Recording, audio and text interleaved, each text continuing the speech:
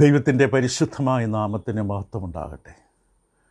വളരെ സുപ്രധാനവും എല്ലാ ദൈവമക്കളുടെയും ജീവിതത്തിൽ നിർണായകമായ സ്വാധീനം ചെലുത്തുന്ന വിശുദ്ധ വേദപുസ്തകത്തിലെ സുപ്രധാനമായൊരു ലേഖനമാണ് റോമലേഖനം.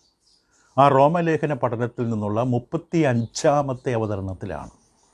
35-ാമത്തെ അവതരണം റോമലേഖനം 2-ാം അധ്യായത്തിലാണ് നാം ഇപ്പോൾ ചിന്തിച്ചു കൊണ്ടിരിക്കുന്നത്. യഹൂദ ജനത, ദൈവം വിളിച്ചു വേർതിരിച്ച ദൈവത്തിൻ്റെ സ്വന്തം ജന, തിരഞ്ഞെടുക്കപ്പെട്ട ജാതി, രാജകീയ പുരോഹിത വർഗം, സ്വന്തം ജനം എന്നെല്ലാം ദൈവം പഴയ നിയമകാലത്ത് വിശേഷിപ്പിച്ച ദൈവത്തിൻ്റെ ഉടമ്പടികൾക്ക്, അനുഗ്രഹങ്ങൾക്ക് അവർ സ്വീകരിക്കാൻ ദൈവം തിരഞ്ഞെടുത്തൊരു ജനക്കൂട്ടം, ദൈവത്തിൻ്റെ പുത്രനായ കർത്താവ് യേശുക്രിസ്തുവിൻ്റെ ആഗമനത്തിനായി ദൈവം തിരഞ്ഞെടുത്ത സമൂഹം. ആ യഹൂദ ജനതയെക്കുറിച്ചാണ് പൗലോസ് ഇപ്പോൾ സംസാരിക്കുന്നത്. പുറജാതികളുടെ ലോകത്തെക്കുറിച്ച്, അവർക്ക് നേരിടാൻ പോകുന്ന ദൈവത്തിൻ്റെ ക്രോധവും ന്യായവിധിയെക്കുറിച്ച്, അവർക്ക് ഒഴികഴിവില്ല, ന്യായീകരണമില്ല എന്ന് പൗലോസ് സംസാരിച്ചപ്പോൾ ഇത് കേട്ട് നിന്നതായ യഹൂദജനവും സന്തോഷിച്ചു. ഇവിടെ നമ്മൾ അത്രയും അതമ്പതിച്ചിട്ടില്ല എന്നുള്ള ധാരണ. പക്ഷേ പൗലോസ് ഉടൻ തന്നെ യഹൂദജനത്തോട് പറഞ്ഞു, നിങ്ങൾക്കൊഴികഴിവില്ല, നിങ്ങൾ എത്ര ധാർമ്മിക നന്മയുള്ളവരായാലും ഈ ധാർമ്മിക നന്മകൾ നിങ്ങളെ രക്ഷിക്കില്ല. അതുകൊണ്ട് ദൈവസന്നിധി നീതീകരിക്കപ്പെടില്ല. ദൈവത്തിൻ്റെ നീതി നിങ്ങൾക്ക് ആവശ്യമാണ്. കൂടാതെ യഹൂദ സമൂഹത്തിലെ മറ്റൊരവസ്ഥ, മതഭക്തി, ആത്മീയത, ആഴമേറിയ മതഭക്തി, ആത്മീയത ഉണ്ട് എന്ന് അവകാശപ്പെട്ടവർ വാസ്തവത്തിൽ പുറംചട്ട മാത്രമായിരുന്നു, പുറത്തുള്ള ആവരണം മാത്രമായിരുന്നു, യഥാർത്ഥമായ ഭക്തി ആയിരുന്നില്ല എന്ന് പൗലോസ് കാണിച്ചു കൊടുത്തു. അപ്പോൾ നിങ്ങളുടെ ആഴമേറിയ നിങ്ങൾക്കുണ്ടെന്ന് അവകാശപ്പെടുന്ന ഭക്തിയും ആത്മീയതയും നിങ്ങളെ ഒരിക്കലും സഹായിക്കില്ല, നിങ്ങളെ ഒരിക്കലും രക്ഷിക്കില്ല എന്ന് പൗലോസ് കാണിച്ചു കൊടുക്കുകയാണ്. ഭക്തി ദൈവത്തിന് വിരോധമല്ല. യഥാർത്ഥ ദൈവഭക്തിയെക്കുറിച്ച് യാക്കോബിൻ്റെ ലേഖനത്തിൽ നമ്മൾ കണ്ടു. ഭക്തി വേണം, അതുകൊണ്ട് നാം ഇത് തെറ്റിദ്ധരിക്കരുത്. ഭക്തി വേണ്ടെന്നല്ല, ആത്മീയത വേണ്ടെന്നല്ല, പക്ഷെ അത് യഥാർത്ഥമായിരിക്കണം. അപ്പോൾ ഈ ഭക്തി എന്ന വാക്ക് ഒരു അശുഭ സൂചകമായ പദമല്ല. യാക്കോബിൻ്റെ ലേഖനം 1-27 വാക്യം, പിതാവിൻ്റെ മുമ്പിൽ നിർമ്മലമായ യഥാർത്ഥമായ ഭക്തി. അപ്പോൾ യഥാർത്ഥമല്ലാത്ത ഭക്തിയുണ്ട്, വെറും ബാഹ്യമായ വേഷം കെട്ടൽ, ബാഹ്യമായ ആവരണം മാത്രമായ ഭക്തിയുടെ വേഷം കെട്ടലുണ്ട്. അതുകൊണ്ടാണ് യഥാർത്ഥ ഭക്തി എന്ന പ്രയോഗമുണ്ടായത്. എന്താണ് യഥാർത്ഥ ഭക്തി? യഥാർത്ഥ ഭക്തി ബാഹ്യമായിട്ടുള്ളതല്ല, ആന്തരികമായി ഉള്ളിൽ ഒരു വ്യക്തിക്ക് ദൈവത്തോടുള്ള ബന്ധം, ആ ബന്ധം പുറത്ത് പ്രകടമാകണം. ഉള്ളിൽ ബന്ധമുണ്ടായിട്ട് വേണം പുറത്ത് പ്രകടമാകാൻ. കർത്താവ് യേശുക്രിസ്തുവിൻ്റെ അടുക്കൽ അനുഗ്രഹത്തിന് വേണ്ടി വന്ന് കണക്ക് പറഞ്ഞതായ ഒരു കൂട്ടം ജനങ്ങളെ ക്രിസ്തു അവതരിപ്പിക്കും. അവസാന നാളിൽ ഞങ്ങൾ നിൻ്റെ നാമത്തിൽ ഭൂതങ്ങളെ പുറത്താക്കി വീര്യപ്രവൃത്തികൾ ചെയ്തു, അത്ഭുതങ്ങൾ ചെയ്തു, അടയാളങ്ങൾ ചെയ്തു, പല കാര്യങ്ങളും ആത്മീയമായി ചെയ്തു എന്നൊക്കെ പറഞ്ഞ് ദൈവമുമ്പിൽ അനുഗ്രഹം ചോദിച്ചു വാങ്ങാൻ കടന്നു വന്നൊരു സമൂഹം. പക്ഷെ അവർക്ക് കർത്താവ് യേശുവുമായിട്ട് യാതൊരു ബന്ധവും ഉണ്ടായിരുന്നില്ല. ദൈവവുമായിട്ട് യാതൊരു ആന്തരികമായ ആത്മീയമായ ബന്ധം ഉള്ളിലുണ്ടായിരുന്നില്ല. ബാഹ്യമായൊരു വേഷം കെട്ടൽ മാത്രമായിരുന്നു. ആത്മീയമായ പല മീറ്റിങ്ങുകളിലും ശുശ്രൂഷകളിലും വചനം പ്രസംഗിക്കാനും പലതും ചെയ്യുവാൻ തക്കവണ്ണം ബാഹ്യമായിട്ട് മാത്രം. യഹൂദന്മാരെ പോലെ വെറും പുറമേയുള്ളതായ വേഷം കെട്ടൽ, ആന്തരികമായി ദൈവവിശുദ്ധിയോ ദൈവത്തിലുള്ള ഭക്തിയോ യഥാർത്ഥമായിട്ടില്ല. കർത്താവ് യേശു അവരെ നോക്കിയപ്പോൾ, ഞാൻ നിങ്ങളെ അറിയുന്നില്ല, ഇത് അധർമ്മ പ്രവർത്തികളാണ്. യേശുവിൻ്റെ നാമത്തിലാണ് ഭൂതങ്ങളെ പുറത്താക്കുകയും അത്ഭുതങ്ങളും അടയാളങ്ങളും ചെയ്തത്. പക്ഷേ അതിൻ്റെ പിന്നിൽ പ്രവർത്തിച്ച ശക്തി കർത്താവ് യേശു ക്രിസ്തുവിൻ്റെ ശക്തിയല്ല. അതിന്ന് വ്യക്തമാണ് എത്ര കപടത നിറഞ്ഞ ലോകമാണ്, എത്ര ദുഷ്ടലോകമാണ് ആത്മീയഗോളം. കർത്താവ് യേശുവിൻ്റെ ശക്തിയാണെന്ന് തോന്നിപ്പിക്കുന്ന തരത്തിൽ, മനുഷ്യരെ വഴിതെറ്റിക്കുന്ന തരത്തിൽ ലോകത്തിൻ്റെ പലയിടങ്ങളിലും ദൈവത്തിൻ്റെ പേരിൽ പല കേന്ദ്രങ്ങളുണ്ട്. മനുഷ്യർ അവിടേക്ക് ഒഴുകിക്കൊണ്ടിരിക്കുകയാണ്. ദൈവമാണ് പ്രവർത്തിക്കുന്ന ധാരണ. യഥാർത്ഥത്തിൽ അവിടെ പ്രവർത്തിക്കുന്നതും പൈശാചിക ശക്തികളാണ്. അധർമ്മമൂർത്തി പിശാചിനെ കുറിച്ചുള്ള വാക്കാണ്. തെസ്സലോനിക്ക ലേഖനത്തിൽ ഇത് പറയും, അധർമ്മമൂർത്തിയുടെ പ്രത്യക്ഷത. അതേ വാക്കാണ് ഇവിടെ ഉപയോഗിച്ചത്. അധർമ്മം പ്രവർത്തിക്കുന്നതിനെ എന്നെ വിട്ടുപോകുവിൻ. അപ്പോൾ ഉള്ളിൽ ദൈവത്തോട് യഥാർത്ഥ ബന്ധമില്ല എങ്കിൽ ഈ പുറമേയുള്ള ഈ വേഷം കെട്ടലുകൾ, ഈ പ്രകടനങ്ങൾ ദൈവം സ്വീകരിക്കില്ല. അപ്പോൾ ദൈവത്തോടുള്ള ബന്ധം ഉള്ളിലുണ്ടാകണം, ഉള്ളിലുള്ളത് പുറത്ത് പ്രകടമാകണം. നമുക്ക് മറ്റുള്ളവരോട് യഥാർത്ഥത്തിലുള്ള സ്നേഹമുണ്ടെങ്കിൽ അത് അവരോടുള്ള നമ്മുടെ ബന്ധത്തിൽ പ്രകടമാകും. നമ്മുടെ ജീവിത പങ്കാളികളോട് യഥാർത്ഥത്തിൽ നമുക്ക് അവരുടെ സ്നേഹമുണ്ടെങ്കിൽ അത് നമ്മുടെ പല പെരുമാറ്റത്തിലും പ്രവർത്തികളിലും വാക്കുകളിലും തീർച്ചയായും പ്രകടമാകും. ക്രിസ്തുവിന് പറഞ്ഞു, നിങ്ങളെന്നെ സ്നേഹിക്കുന്നുവെങ്കിൽ എൻ്റെ കൽപ്പനകളെ പ്രമാണിക്കുക. നിങ്ങളെന്നെ സ്നേഹിച്ചാൽ പിതാവ് നിങ്ങളെ സ്നേഹിക്കും. ബൈബിൾ ഉടനീളം കാണാൻ സത്യമാണിത്. അപ്പോൾ യഹൂദന്മാരുടെ പൗലോസ് പറയുകയാണ്, നിങ്ങൾ ബാഹ്യമായി മതഭക്തിയും ആത്മീയതയും ഉണ്ട് എന്ന് പറഞ്ഞുകൊണ്ട് യാതൊരു കാര്യവുമില്ല. 2 തരത്തിൽ ഭക്തി കാണിച്ച് യാക്കോബ് 27 യഥാർത്ഥത്തിലുള്ള നിർമ്മലമായ ദൈവമുമ്പിൽ സ്വീകാര്യമായ ഭക്തി. അനാഥരെയും വിധവമാരെയും അവരുടെ സങ്കടത്തിൽ നിന്ന് കാണുക. അത് ബാഹ്യമായിട്ട് ഉള്ളിലുള്ള ഭക്തിയുടെ പ്രകടനമാണ്. അത് വെറും പുറത്ത് മാത്രമല്ല, ഉള്ളിലുണ്ട്. ഉള്ളിൽ ദൈവഭയവും ഭക്തിയുമുണ്ട്. അത് പുറത്തും അനാഥരെ വിധവമാരെ സങ്കടത്തിൽ നിന്ന് കാണുന്നതും ലോകത്തിലെ കളങ്കം പറ്റാതെ തങ്ങളെ തന്നെ സൂക്ഷിക്കുന്നതുമാണ്. അതേസമയത്ത് കൊലോസ് ലേഖനം 2:23 മറ്റൊരു ഭക്തിയെക്കുറിച്ച് പൗലോസ് അവതരിപ്പിച്ചു. കൊലോസ്യർ 2:23 അവിടെ പൗലോസ് അപ്പോസ്തലൻ വ്യക്തമായിട്ട് ഈ കപടമായ ഭക്തിയെക്കുറിച്ച് പറഞ്ഞപ്പോൾ ഇങ്ങനെയാണ് പറഞ്ഞത്: ഇതെല്ലാം ഉപയോഗത്താൽ നശിച്ചു പോകുന്ന അത്രേ, അതൊക്കെയും സ്വേച്ഛാരാധനയിലും താഴ്മയിലും ശരീരത്തിൻ്റെ ഉപേക്ഷയിൽ രസിക്കുന്നവർക്ക് ജ്ഞാനത്തിൻ്റെ പേര് മാത്രമുള്ളത്. വെറും പേര്, ബാഹ്യമായിട്ടുള്ള ആചാരം, ബാഹ്യമായുള്ള ആത്മീയത, അത് കപടമായിട്ടാണ്. അപ്പോൾ ദൈവത്തിന് മുമ്പിൽ നമ്മുടെ ജീവിതം ഉള്ളിൽ നിന്നുള്ളതായിരിക്കണം. റോമലേഖനം 2 17 മുതൽ 24 വരെ വളരെ വിശദമായിട്ട് ഈ വിഷയമാണ് കൈകാര്യം ചെയ്യുന്നത്. അപ്പോൾ അതുകൊണ്ട് പൗലോസ് വ്യക്തമായിട്ട് പറയുന്നു, യഹൂദ് എന്ന പേരുള്ളത് കൊണ്ട് അതിൽ തെറ്റില്ല.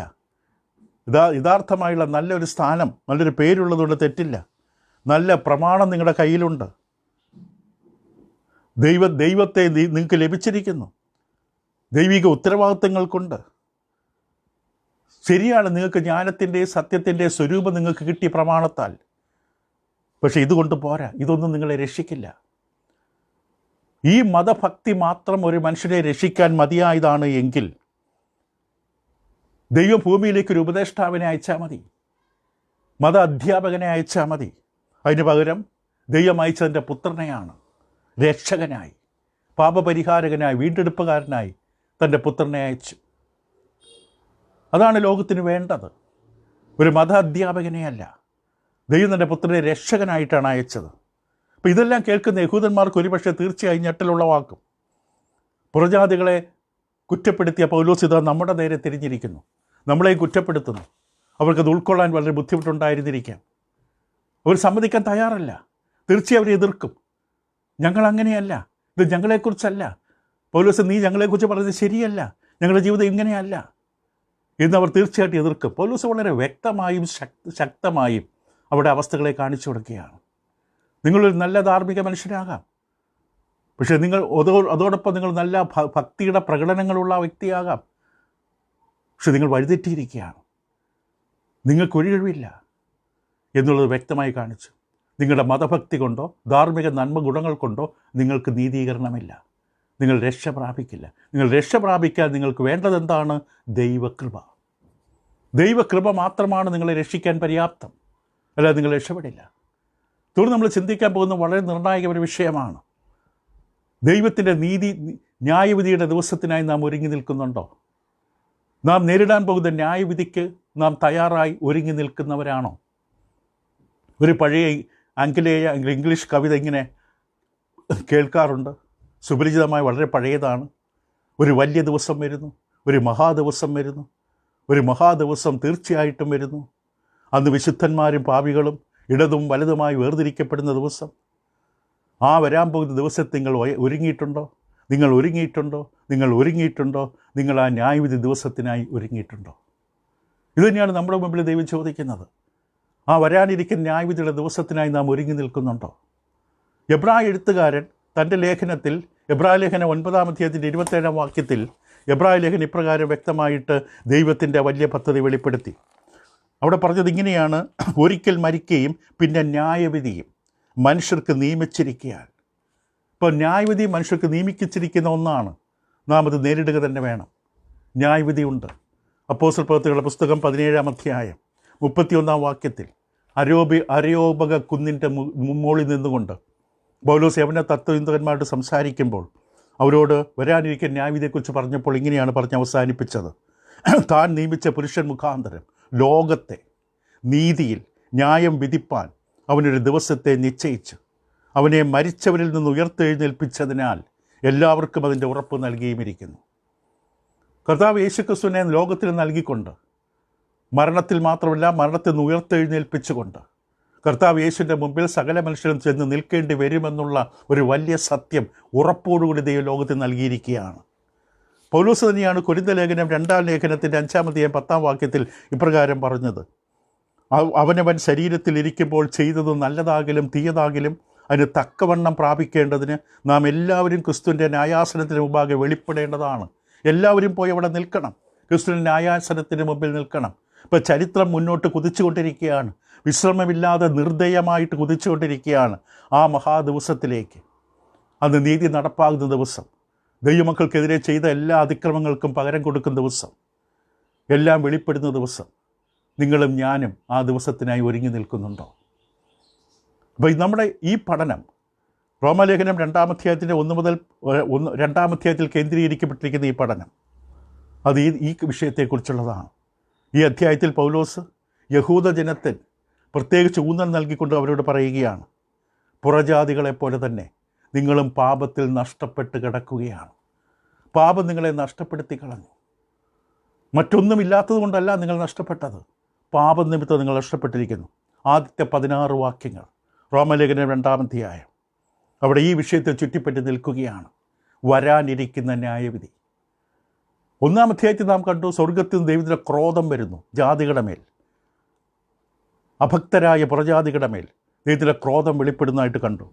പക്ഷേ 2-ാം അധ്യായത്തിൻ്റെ 5-ാം വാക്യത്തിൽ അവിടെ യഹൂദന്മാരോട് പറയുമ്പോൾ, എന്നാൽ നിൻ്റെ കാഠിന്യത്താലും അനുതാപമില്ലാത്ത ഹൃദയത്താലും നീ ദൈവത്തിൻ്റെ നീതിയുള്ള വിധി വെളിപ്പെടുന്ന കോപ ദിവസത്തേക്ക് നിനക്ക് തന്നെ കോപം ചരിച്ചു വയ്ക്കുന്നു. ദൈവത്തിൻ്റെ നീതിയുള്ള വിധി വെളിപ്പെടുന്ന കോപ ദിവസം. പുറജാതികളോട് പറഞ്ഞ അതേ കാര്യം തന്നെയാണ് യഹൂദന്മാരോട് പറഞ്ഞത്. കോപ ദിവസമുണ്ട്. ആ ദിവസം എന്ത് സംഭവിക്കും? ദൈവം സകല രഹസ്യങ്ങളും ദൈവം പരിശോധിക്കും. 2-ാം അധ്യായത്തിൻ്റെ 16-ാം വാക്യത്തിൽ ദൈവം യേശുക്രിസ്തു മുഖാന്തരം മനുഷ്യരുടെ രഹസ്യങ്ങളെ എൻ്റെ സുവിശേഷ പ്രകാരം ന്യായം വിധിക്കുന്ന നാളിൽ, ദൈവവചനത്തിൻ്റെ അടിസ്ഥാനത്തിൽ സകല മനുഷ്യരുടെ സകല രഹസ്യങ്ങളും ന്യായം വിധിക്കപ്പെടും. നമ്മൾ ഈ ഭാഗം പഠിക്കുമ്പോൾ നാം വ്യക്തമായിട്ട് തിരിച്ചറിയും അടിസ്ഥാന തത്വങ്ങൾ, ദൈവന്യായവിധിയുടെ അടിസ്ഥാന തത്വങ്ങൾ. വളരെ സുപ്രധാനമാണ്, നമ്മുടെ ജീവിതത്തിൽ നിർണായകമാണ്. ചില കാര്യങ്ങൾ പെട്ടെന്ന് ന്യായവിധിയെക്കുറിച്ച് നമുക്ക് പറയാം, ബാക്കി അടുത്ത ക്ലാസ്സിൽ നാം അവതരിപ്പിക്കുന്നതാണ്. ഒന്നാമത് ദൈവത്തിൻ്റെ ന്യായവിധി ആരുടെ മേൽ? മറ്റുള്ളവരെ കുറ്റം വിധിക്കുന്നവരുടെ മേൽ. മറ്റുള്ളവരെ കുറ്റം വിധിക്കുന്നവരുടെ മേൽ ദൈവത്തിൻ്റെ ന്യായവിധി ഉറപ്പാണ്. 2-ാം അധ്യായത്തിൻ്റെ ആദ്യത്തെ 3 വാക്യങ്ങൾ, അതുകൊണ്ട് വിധിക്കുന്ന ഏത് മനുഷ്യനുമായുള്ളവേ നിനക്ക് പ്രതിവാദം പറവാനില്ല. അന്യനെ വിധിക്കുന്നതിൽ നീ നിന്നെ തന്നെ കുറ്റം വിധിക്കുന്നു. വിധിക്കുന്ന നീ അതുതന്നെ പ്രവർത്തിക്കുന്നുവല്ലോ. എന്നാൽ ആ വക പ്രവർത്തിക്കുന്നവരുടെ നേരെ ദൈവത്തിൻ്റെ വിധി സത്യാനുസരണമായിരിക്കും നാം അറിയുന്നു. ആ വക പ്രവർത്തിക്കുന്നവരെ വിധിക്കുകയും അതുതന്നെ പ്രവർത്തിക്കുകയും ചെയ്യുന്ന മനുഷ്യ, നീ ദൈവത്തിൻ്റെ വിധിയിൽ നിന്ന് തെറ്റി ഒഴിയുമെന്ന് നീ നനയ്ക്കുന്നുണ്ടോ? ഇപ്പം മറ്റുള്ളവരെ കുറ്റം വിധിക്കുന്ന, സ്വയം നീതിമാന്മാരെ ഉയർത്തി മറ്റുള്ള മേൽ വിരൽ ചൂണ്ടുന്നവർ, അവർ ദൈവ ന്യായവിധിയുടെ മുമ്പിൽ നിൽക്കേണ്ടി വരും, കുറ്റം വിധിക്കപ്പെടും. ഇവിടെ യഹൂദന്മാർ പുറജാതികളെ കുറ്റം വിധിച്ചു, അവരെ കളിയാക്കി. പക്ഷെ അതേ സമയത്ത് റോമലേഖനം 2-ാം അധ്യായത്തിൻ്റെ 21-22 വാക്യങ്ങളിൽ പൗലോസ് അപ്പോസ്തലൻ പറഞ്ഞു, മറ്റുള്ളവരെ കുറ്റം വിധിക്കുന്ന നിങ്ങൾ അതേ തെറ്റ് തന്നെയാണ് ചെയ്യുന്നത്. 21-22 വാക്യങ്ങൾ നമ്മൾ കണ്ടു. മോഷ്ടിക്കരുതെന്ന് പറയുന്ന നീ മോഷ്ടിക്കുന്നു, വിഗ്രഹത്തെ വെറുക്കുന്ന നീ ക്ഷേത്രങ്ങളെ കവർ ചെയ്യുന്നു, വ്യഭിചാരം ചെയ്യരുതെന്ന് പഠിപ്പിക്കുന്ന നീ വ്യഭിചാരം ചെയ്യുന്നു, ന്യായപ്രമാണത്തിൽ പ്രശംസിക്കുന്ന നീ ന്യായപ്രമാണത്തെ ലംഘിക്കുന്നു, ദൈവത്തെ നീ അപമാനിക്കുന്നു. അപ്പോൾ പൗലോസ് വ്യക്തമായിട്ട് പറഞ്ഞു, അതുകൊണ്ട് വിധിക്കുന്ന മനുഷ്യനെ നിനക്കിനി ഉത്തരമില്ല, നിനക്ക് ന്യായവിധിയില്ല. എന്ത് അധികാരമുണ്ട് നിനക്ക് വിധിക്കാൻ? മറ്റുള്ളവരുടെ തെറ്റ് കാണാൻ വളരെ എളുപ്പമാണ്, പക്ഷേ നിൻ്റെ സ്വന്തം തെറ്റ് നിനക്ക് കാണാൻ കഴിയുന്നില്ല. നമ്മളെല്ലാവരും, ഇംഗ്ലീഷിൽ ഒരു ബ്ലൈൻഡ് സ്പോട്ട് എന്നൊരു പദമുണ്ട്. അതായത് നമ്മുടെ നേത്രാന്തര പടലത്തിൽ പ്രകാശം വീണാലും പ്രതികരണമില്ലാത്തൊരു ഭാഗമുണ്ട്. അതിനെയാണ് ഇംഗ്ലീഷിൽ ബ്ലൈൻഡ് സ്പോട്ട്, അന്ധമായ ഭാഗം. ഇവിടെ എത്ര വെളിച്ചം വീണാലും അവിടെ കാഴ്ചയില്ല. എല്ലാ മനുഷ്യരും ഇങ്ങനൊരു അവസ്ഥയുണ്ട്. അവിടെ സ്വന്തം പാപത്തെക്കുറിച്ച് അതവരൊരിക്കലും കാണില്ല. പൗലോസ് പറഞ്ഞു 2-ാം വാക്യത്തിൽ, എന്നാൽ ആ വക പ്രവർത്തിക്കുന്നവരുടെ നേരെ ദൈവത്തിൻ്റെ വിധി സത്യാനുസരണമായിരിക്കുന്നു നാം അറിയുന്നു. ദൈവത്തിൻ്റെ വിധി സത്യത്തിന് അടിസ്ഥാനപ്പെട്ടതാണ്. സത്യത്തിന് അടിസ്ഥാനം, നീതിയുള്ള ന്യായമുള്ള ഒരു വിസ്താരം നമുക്കുണ്ടെന്ന് ഉറപ്പാണ്. ഇവിടെ ദൈവത്തെ കൈക്കൂലി എടുത്ത് സ്വാധീനിക്കാൻ പറ്റില്ല. ദൈവത്തിൽ ഒരു സത്യവും മറഞ്ഞു നിൽക്കില്ല. കാരണം ദൈവം സത്യവാനാണ്. ഇവിടെ ദൈവം മുൻവിധികളില്ലാതെ, മുൻധാരണകളില്ലാതെ ദൈവം നമ്മെ വിധിക്കും. വ്യക്തമായ തെളിവുകളോടുകൂടി നമ്മൾ ചെയ്യുകയും പറയുകയും ചെയ്യുന്ന കാര്യങ്ങൾ എന്തുകൊണ്ടെന്ന് ദൈവത്തിന് നന്നായിട്ടറിയാം. വെറും പുറമേ മാത്രം നോക്കിക്കൊണ്ടല്ല. ഇവിടെ ദൈവം നമ്മെ വിധിക്കുമ്പോൾ തെറ്റായ വിധിയല്ല. ലോകത്തിലെ മാനുഷിക കോടതികൾ പോലെയല്ല. ദൈവത്തിൻ്റെ കോടതിയിൽ തെറ്റിദ്ധാരണയില്ല, മിഥ്യാധാരണയില്ല, അബദ്ധങ്ങളില്ല, നിഷ്ഫലമായി തീരുന്ന അവസ്ഥകളില്ല. യാതൊന്നും തെറ്റായി എടുക്കപ്പെടില്ല. നീതിയുള്ള വിധി, സത്യത്തിൻ്റെ അനുസരണമായ വിധി.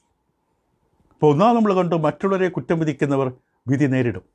2, വ്യക്തിപരമായ അപരാധങ്ങൾ അത് ദൈവം പരിഗണിക്കും. അതുകൊണ്ട് വിധിക്കുന്ന ഏത് മനുഷ്യനുമായുള്ളവേ. യഹൂദന്മാർ മറ്റുള്ളവരുടെ ധാർമ്മിക അവസ്ഥകളെക്കുറിച്ച് അവർ കുറ്റം പറഞ്ഞു.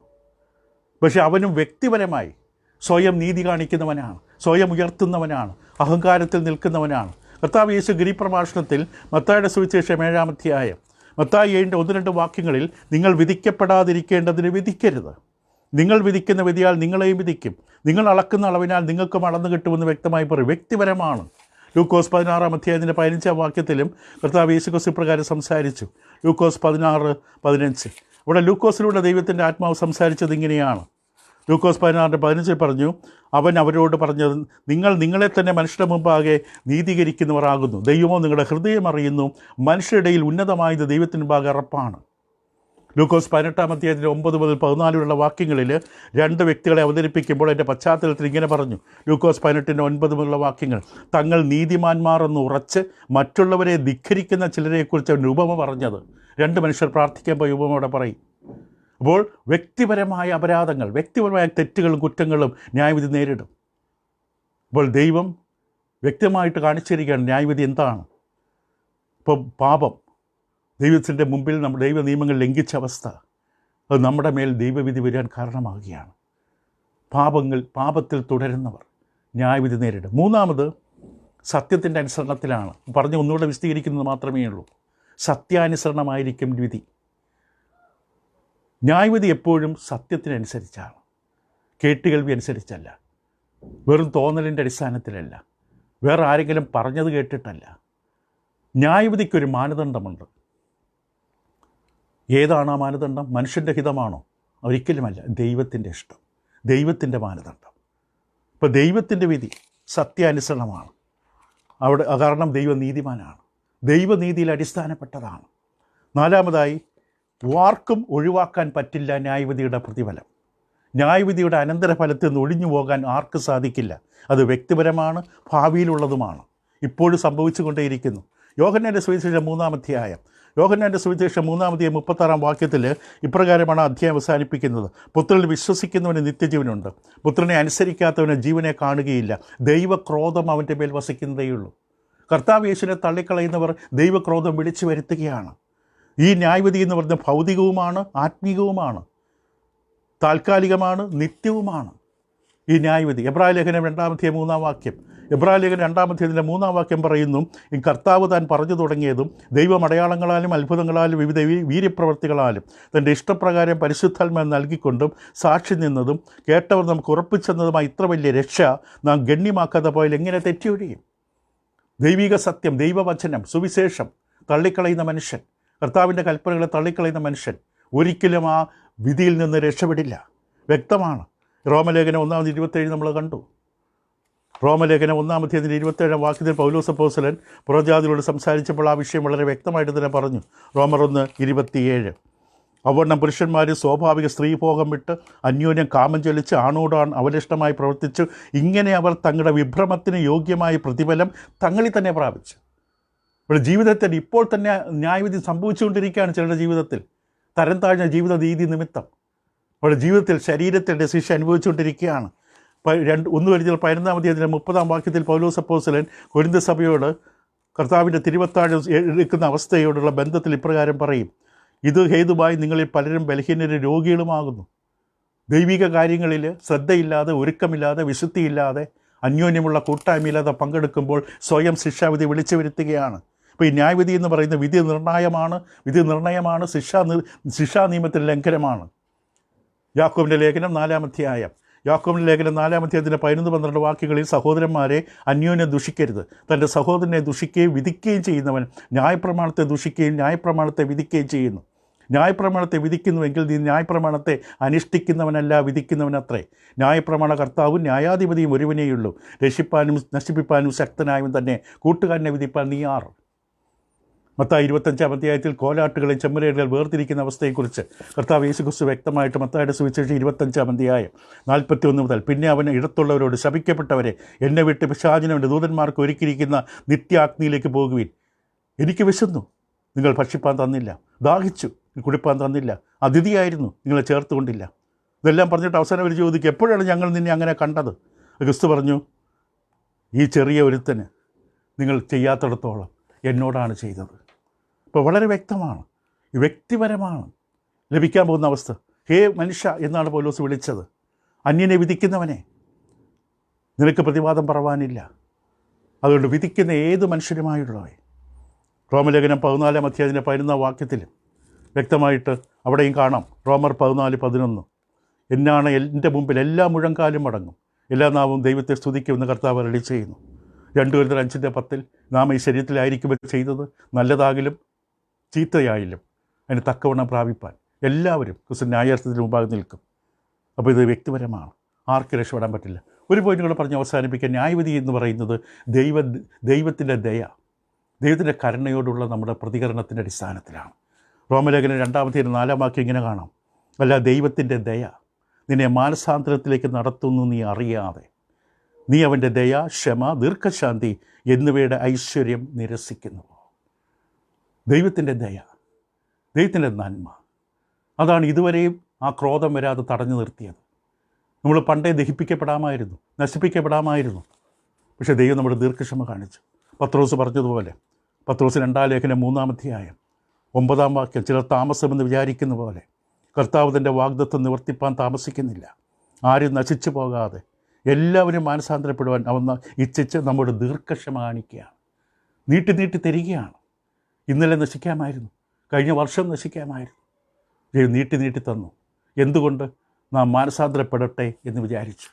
നമ്മുടെ തെറ്റുകൾ തിരിച്ചറിഞ്ഞ് നാം മടങ്ങി വരട്ടെ എന്ന് ദൈവം പ്രതീക്ഷിച്ചു. റോമർ 11:22 പറയുന്ന പോലെ, ആകയാൽ ദൈവത്തിൻ്റെ ദയയും ഖണ്ഡിതം പറഞ്ഞാൽ കർശനമായ ഇടപാട്, ഖണ്ഡിതവും കാണുക. വീണവരിൽ ദൈവത്തിൻ്റെ ഖണ്ഡിതവും, നിന്നിലോ നീ ദയയിൽ നിലനിന്നാൽ ദയയും തന്നെ, അല്ലെങ്കിൽ നീയും ഛേദിക്കപ്പെടും. ദൈവം നമ്മൾക്ക് വേണ്ടി ദീർഘക്ഷമ കാണിക്കുകയാണ്. ഇതിൻ്റെ ദയ നാം അതിനെ അവഗണിച്ച് കളഞ്ഞാൽ, അതിനെ അപമാനിച്ചാൽ പിന്നെ മറ്റൊന്നും പ്രതീക്ഷിക്കാനില്ല. ദൈവത്തിൻ്റെ ക്രോധമല്ലാതെ, ശിക്ഷാവിധിയല്ലാതെ. യഹൂദന്മാർ വിചാരിച്ച് അവരുടെ നീതിപ്രവൃത്തികൾ കൊണ്ട് അവർ രക്ഷപ്പെടുമെന്ന്.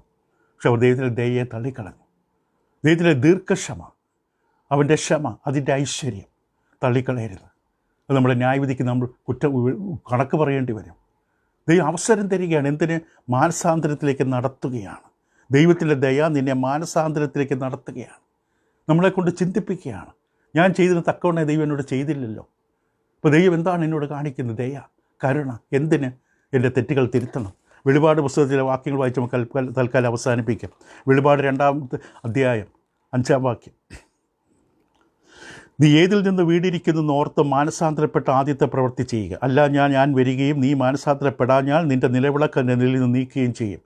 വെളിപാട് 2-ന്റെ-16-ാം വാക്യം പറഞ്ഞു, ആകയാൽ മാനസാന്തരപ്പെടുക, അല്ല ഞാൻ വേഗത്തിൽ വന്ന് എൻ്റെ വായിലെ വാളുകൊണ്ട് അവരോട് പോരാടും. 3-ാമത്തെ വെളിപാട് പുസ്തകം 3-ാമത്തെ വാക്യം, ആകയാൽ നീ പ്രാപിക്കുകയും കേൾക്കുകയും ചെയ്ത് എങ്ങനെയെന്ന് ഓർത്ത് അത് കാത്തുകൊള്ളുക, മാനസാന്തരപ്പെടുകയും ചെയ്യുക. നീ ഉണരാതിരുന്നാൽ ഞാൻ കള്ളനെപ്പോലെ വരും, ഏത് നാഴിക്ക് നിൻ്റെ മേൽ വരുമെന്ന് നീ അറിയുകയുമില്ല. വെളിപാട് 3:19, എനിക്ക് പ്രിയമുള്ളവരൊക്കെ ഞാൻ ശാസിക്കുകയും ശിക്ഷിക്കുകയും ചെയ്യുന്നു. ആകയാൽ നീ ജാഗ്രതയുള്ളവനായിരിക്കാം, മാനസാന്തരപ്പെടുക, ഞാൻ വാതിക്കൽ നിന്ന് മുട്ടുന്നു. ഓരോ തവണ ദൈവം നമ്മൾ കേൾക്കുമ്പോൾ ദൈവം നമ്മുടെ ജീവിതത്തോട് ഇടപെടുകയാണ്. ഒരുവിധം നമ്മുടെ ജീവിതത്തിൻ്റെ ഹൃദയത്തിൻ്റെ വാതിക്കൽ നിന്ന് മുട്ടുകയാണ്. ആരും അറിയാതെ രഹസ്യമായി കൊണ്ടു നടക്കുന്ന പലതുണ്ട്. ആർക്കും കാണാൻ കഴിയാത്ത ജീവിതത്തിലെ വീഴ്ചകളുണ്ട്, പാപങ്ങളുണ്ട്, തിന്മകളുണ്ട്. പക്ഷേ ദൈവത്തിന് കാണാം, ദൈവത്തിനെല്ലാം കാണാം. നമ്മൾ കണ്ടു, ദൈവത്തിൻ്റെ വിധി സത്യാനുസരണമാണ്. അത് ഒളിച്ചിടാൻ പറ്റില്ല. ഇവിടെ ആർക്ക് ദൈവത്തെ പ്രലോഭിപ്പിക്കാൻ പറ്റില്ല, തെറ്റിദ്ധരിപ്പിക്കാൻ പറ്റില്ല, കൈക്കൂലി കൊടുത്ത് വശത്താക്കാൻ പറ്റില്ല. മിഥ്യാധാരണയിൽ ദൈവം വീഴില്ല, അബദ്ധമായി ദൈവം വീണു പോകില്ല, സത്യസന്ധമാണ്. ഇപ്പോൾ ദൈവന്യായവിധി മറ്റുള്ള കുറ്റം വിധിക്കുന്നവർ ശ്രദ്ധിക്കുക, മറ്റുള്ളവർക്ക് വിരൽ ചൂണ്ടുമ്പോൾ ശ്രദ്ധിക്കുക. അതേ മാനദണ്ഡം എനിക്ക് ഉപയോഗിക്കപ്പെടും. എൻ്റെ വ്യക്തിപരമായ കുറവുകളും അപരാധങ്ങളും ഞാൻ കണക്ക് പറയേണ്ടി വരും. സത്യത്തിൻ്റെ അനുസരണമായിരിക്കും ന്യായവിധി. മറ്റാരും പറയുന്ന ദൈവം കേൾക്കില്ല. ദൈവത്തിന് അറിയാം എന്താണ് സത്യമെന്ന്. നമ്മൾ എത്ര ന്യായീകരിച്ചാലും എത്ര വെളുപ്പിക്കാൻ ശ്രമിച്ചാലും തിന്മ എപ്പോഴും തിന്മ തന്നെയാണ്. ന്യായവിധി ഒന്നും ആർക്കും ഒഴിവാകാൻ പറ്റില്ല. ന്യായവിധി ദൈവത്തിൻ്റെ ദയോടുള്ള നമ്മുടെ പരിഗണനയ്ക്കനുസരിച്ചാണ്. ദൈവത്തിൻ്റെ ദയ നമ്മൾ കണക്കാക്കണം. അത് എന്തിനാണ് നിന്നെ സഹായിക്കുന്നത്, എന്തിലേക്ക് എന്നെ നടത്തുകയാണ്, ഈ വിഷയങ്ങളൊക്കെ ഓർക്കുക. അപ്പോൾ ദൈവത്തിൻ്റെ വലിയ കരുണ, കൃപ, ദീർഘശാന്തി, അതിനൊരു ഐശ്വര്യമുണ്ട്. അത് തള്ളിക്കളയരുത്. തുടരാം. അടുത്ത ദിവസത്തിൽ ന്യായവിധിയെക്കുറിച്ച് അനേക കാര്യങ്ങൾ ചിന്തിക്കാനുണ്ട്. അത് ദൈവം നമ്മെ സഹായിക്കുകയാണ്. നാളത്തേക്ക് വെച്ച് നീട്ടരുത്. ഇന്ന് അവൻ്റെ സന്നിധിയിൽ അവൻ്റെ ശബ്ദം കേൾക്കുന്നുവെങ്കിൽ തിരുത്തേണ്ട കാര്യങ്ങൾ തിരുത്തി ദൈവത്തോടെ പുനഃസ്ഥാപിക്കപ്പെടാൻ നിങ്ങൾ ഇടവരുത്തട്ടെ. നിങ്ങൾ ശ്രദ്ധിക്കും. പ്രാർത്ഥനയ്ക്ക് നന്ദി. തുടരാം അടുത്ത പഠനത്തിൽ. Thank you.